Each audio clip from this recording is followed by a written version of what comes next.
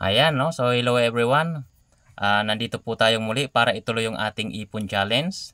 So, ngayong araw po, January 12, 2025, ito po yung ikapa-apat na araw ng ating pag-iipon. So, ngayon po, no, ang ipapakita ko naman sa inyo is kung paano tayo mag-i-invest sa GCash. Ayan. So, kung di mo alam to, pwede kang sumabay, pwede mo po siyang gayahin. Okay? So, ang gagawin lang natin, i-open natin yung ating GCash account. And then, click nyo po yung G-Invest.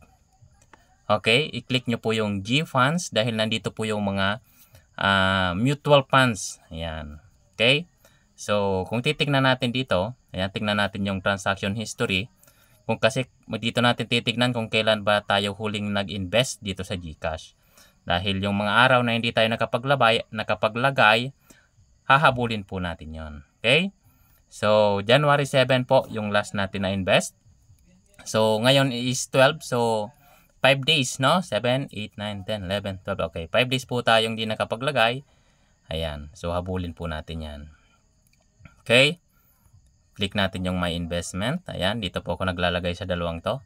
So, mas gustong-gusto ko po kasing paglagyan yung ALFM dahil dito, dalawang beses po tayong pwedeng kumita.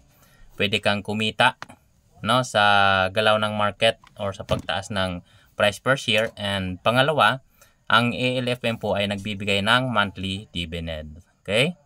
So, click natin yung ALFM. Dito po tayo maglalagay. Okay? Click lang natin yung buy. 5 days times 50 is 250. Ayan. 250. Click lang natin siya. So, napakaganda dito, no? Kasi kahit piso pwede mong ilagay. Ayan. Yun po yung minimum ng ALFM. Okay? So, click lang natin itong box. Confirm. Ayan. Okay. So, click. Okay.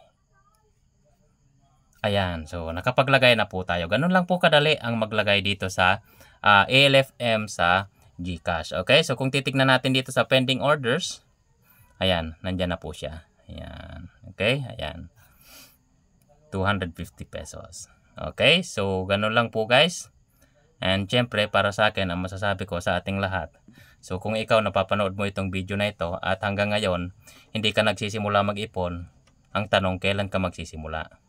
Papayag ka ba na araw-araw lumilipas, araw-araw ka ding walang pera, walang ipon? Guys, no, so araw-araw tumatanda tayo, darating ang time, hindi na natin kakayanin magtrabaho. So kung di mo babayaran yung sarili mo, paano ka pag-retire mo? Kanino ka aasa? Diba? Pwede bang sabihin mong iasa mo yung retirement sa mga anak mo? Papayag ka ba ng ganon na darating yung araw? Iaasa mo sa kanila yung buhay mo? Paano kung yung kinikita nila isapat lang din para sa kanila? Tapos dadagdag ka pa, poproblemahin pa nila. Diba? So, kaya ngayon habang malakas ka, kumikita ka, i-separate mo. Huwag kang bili ng kung ano-ano, magtabi ka para sa yung retirement. Para pagdating ng araw, kahit hindi mo kaya magtrabaho, pera naman yung magtatrabaho para sa'yo. Mag-create ka ng passive income.